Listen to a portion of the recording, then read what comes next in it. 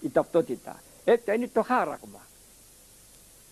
Χέρι, θα το φέρουν έπειτα. Πολλοί θα το πάρουν. Με γεια τους και με χαρά τους. Εφόσον δεν ακούσουν το Ευαγγέλιο, είναι ελεύθερος ο άνθρωπος, είναι ελεύθερος να ακολουθήσει από τους δύο δρόμους. Ή το εκ δεξιών ή το εξωγωνήμα.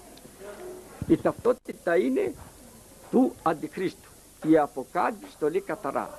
Ο Άγιος Πάπας Υπόλοιπος, ένας αγιότατος άνθρωπος παλαιός, λέει η ταυτότητα είναι του Αντιχρίστου εις πραγής.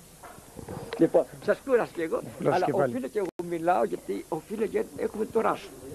Θα χαρούν πολύ όλοι αυτοί που θα σας παρακολουθήσουν. Καλά. Σας λέω και αυτό. Η πρόφεση με κάλεσε, με το τηλέφωνο είχα στην Αθήνα ήμουνα και είχα ξεμνώσει και κόσμο χιλιάδες. Ο Αρχιεπίσκοπος. Τον παρκάρισα, έχω το θάρρος και με άκουσε. Αλλά, λοιπόν, λέω, μακαριότατε, γνωρίζετε, να φέρουμε την ειρήνη μέσα στην Ελλάδα.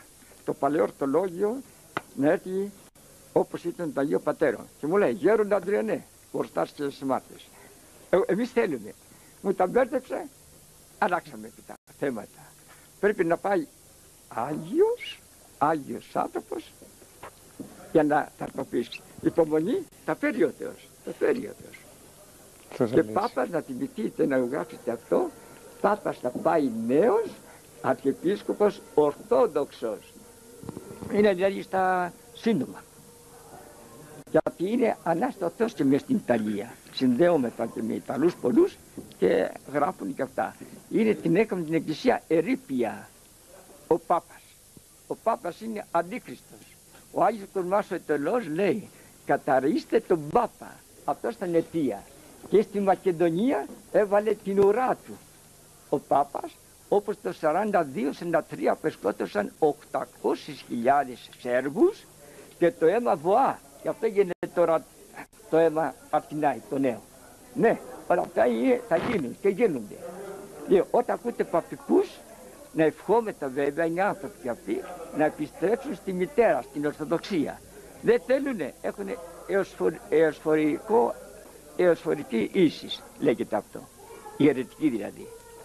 Εμείς, να, μιλάνε και τα ντουβάρια. Όταν φτιανόταν ο όνος αυτός, από τότε δεν ταράχθηκε τον 5ο αιώνα. Που ήταν Άγιοι Πάπηδες τότε. Μία εκκλησία ήταν. Βλέπετε τους Χριστιανούς, τον 5ο αιώνα. Και λειτουργεί από εμάς τους Ορθοδόξους, Ορθόδοξα. Έχουμε αδυναμίες βέβαια. Άλλο οι αδυναμίες, οι αμαρτίες χωρίζονται. Αλλά η πίστη όμως, Ορθοδόξου πίστη που είχε ο Ιστονιανός ο Άγιος, έκανε πολλά μοναστήρια, έκαμε και αυτό. Όχι για την ντουβαριά, η λειτουργεί Ορθοδόξος. Και τότε σήμερα ένα, το Βυζάντιο και η Ρώμη. Ορθοδόξους, Άγιοι Πάπηδες, πώς είναι. Λεόντες, Αγάτων, πάρα πολύ.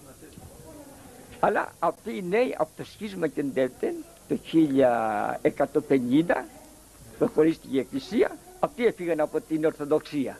Σκεφτείτε τώρα, αυτοί έφυγαν.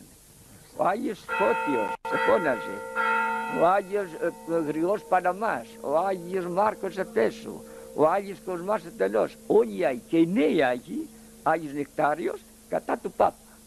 Οι φίλοι του Πάπα λένε όχι, λέει, πάνε να ανεβούν ανώτερα από τους Αγίους. Σκεφτείτε τώρα πώς γκρεμίζονται οι ασκερείς και οι φαρισαίοι και υποκριτές σήμερα. Λοιπόν, σας κούρασα και εμείς να πάμε να κάνουμε